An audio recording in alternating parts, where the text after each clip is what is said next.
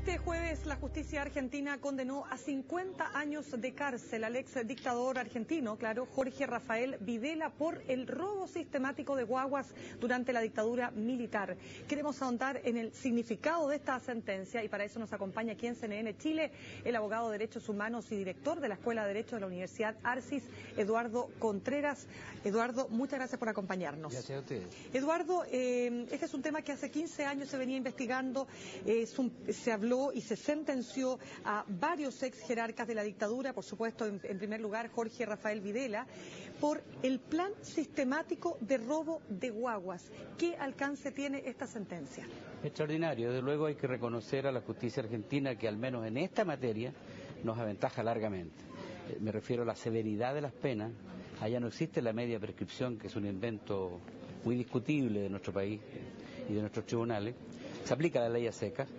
Y se ha seguido un proceso que efectivamente se inició con una querella del año 1996 y que tiene que ver con 35 casos de niños secuestrados por la dictadura y entregados a otras personas, de los cuales, permíteme recordar que el trabajo abnegadísimo de las abuelas de la Plaza de Mayo, de las madres de Plaza de Mayo, ha permitido recuperar su verdadera identidad a 26 de los 35, que ya saben quiénes son y quiénes fueron sus padres.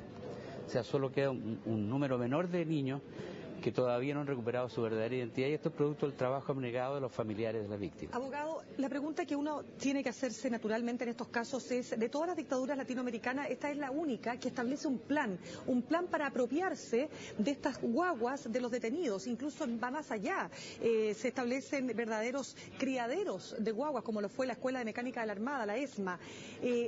¿Por qué tuvo esta particularidad tan perversa la dictadura argentina? Mira, yo he leído algunos materiales acerca de esta pregunta muy interesante que tú haces, porque es efectivo. A diferencia de otra dictadura, aquí se trató de preservar la vida de los hijos que estaban por nacer de las mujeres secuestradas. ¿Hay un propósito ideológico ahí? Mira, según lo que hemos leído, el peso reaccionario del ala más conservadora de la Iglesia Católica Argentina habría influido en los dictadores de la época, sosteniendo la peregrina idea de que si estos niños robados a sus padres legítimos, luchadores por la democracia, eran educados en las doctrinas de la fe, en las doctrinas del bien común, etcétera, y en todas esas zarandajas, finalmente se iba a crear buenos ciudadanos.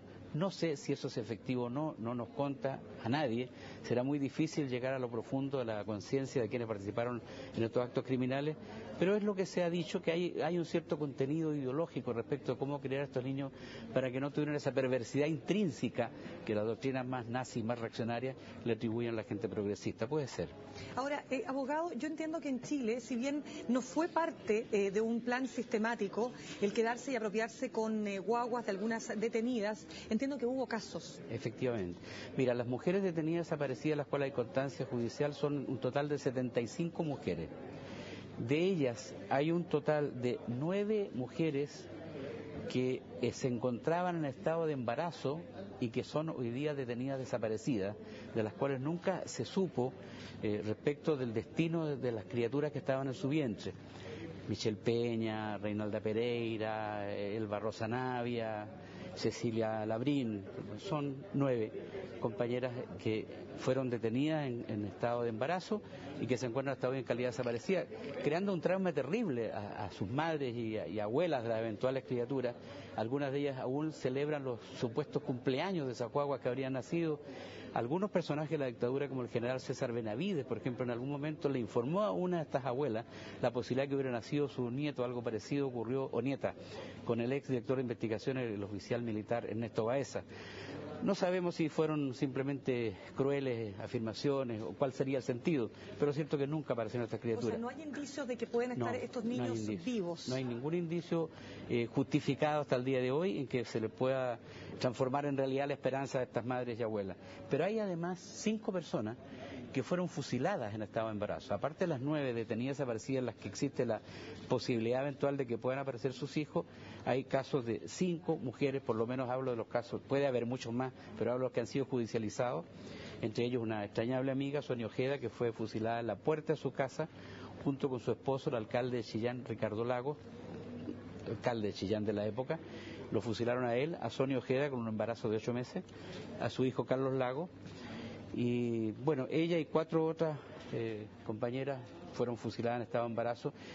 Esto hace que la situación en Chile no se pueda comparar a la de Argentina. Correcto. Acá no hubo ese plan criminal que tú muy bien describías al comienzo, y el número es mucho menor, la cantidad de personas que en estado de gestación fueron detenidas o fueron ejecutadas. Son situaciones muy distintas, y yo lo único que puedo decir sobre este punto es que nos alegra como abogado de derechos humanos la firmeza de la justicia argentina al imponer estas duras penas a los dictadores. Abogado, pero sin embargo no hay que dejar de considerar que entre las víctimas de la primera etapa del golpe militar hay niños.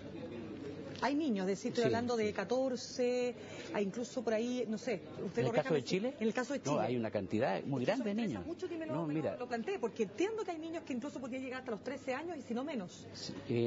Nosotros, como lo sabe, porque se ha dicho en CNN, patrocinamos junto a un grupo de abogados y estudiantes de Derecho a la agrupación de familiares ejecutados políticos, que dirige Alicia Lira. Esta AFEP lleva adelante hoy día 1.300 querellas por casos que nunca habían sido investigados en Chile, entre ellos el caso de Allende, el general Bachelet y otros.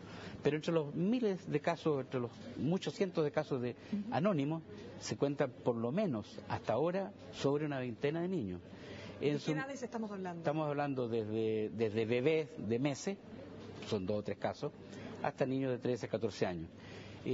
Una buena parte de ellos las protestas que tuvieron lugar en la época de los 80, otros por balas locas en las patrullas que se hacían los militares por las noches, pero hay una cantidad de niños significativa, que yo no estoy en este momento en condiciones de entregarte la cifra total, pero de los casos que nosotros hemos ya judicializado hay a lo menos una veintena de menores de edad asesinados por balas militares.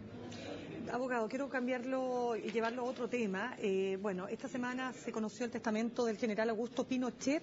Yo quiero saber respecto de la querella sobre esta cantidad de 26 millones de dólares que el general habría defraudado al fisco o que sería parte de su fortuna. Quiero saber primero que nada, ¿qué pasa ahí? ¿Sirve de algo esta diligencia realizada esta semana?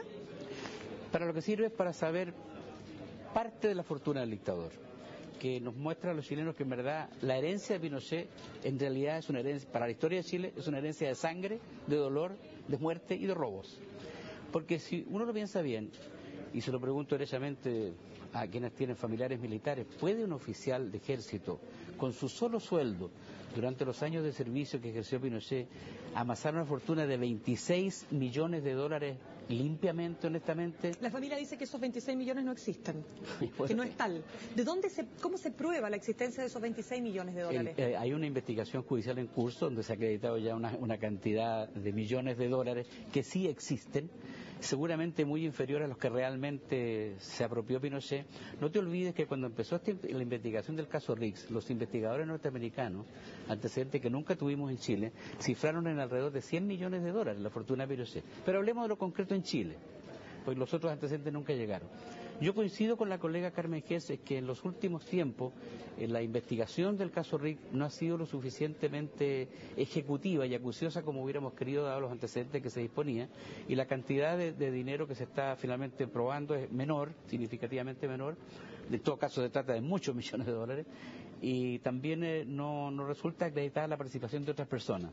Pero como sea, lo concreto, hay un testamento, se habla de 26 millones de dólares, se explica cuáles son los bienes a los que se refieren esas cantidades, y como todos sabemos, eso será entregado a la familia.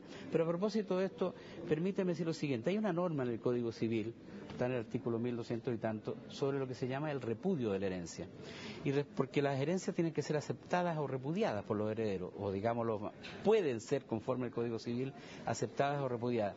Y ya hay una disposición que establece que cualquier persona interesada puede conminar a los herederos a que renuncien o repudien la herencia. Y yo pregunto, ¿por qué el Consejo de Defensa del Estado hoy día no requiere a los herederos de Pinochet para que repudien la herencia? Por razones muy claras. Primero, por la ilegitimidad del origen de los recursos. Segundo, porque hablaría muy bien éticamente de la familia que repudieran una herencia de origen espurio.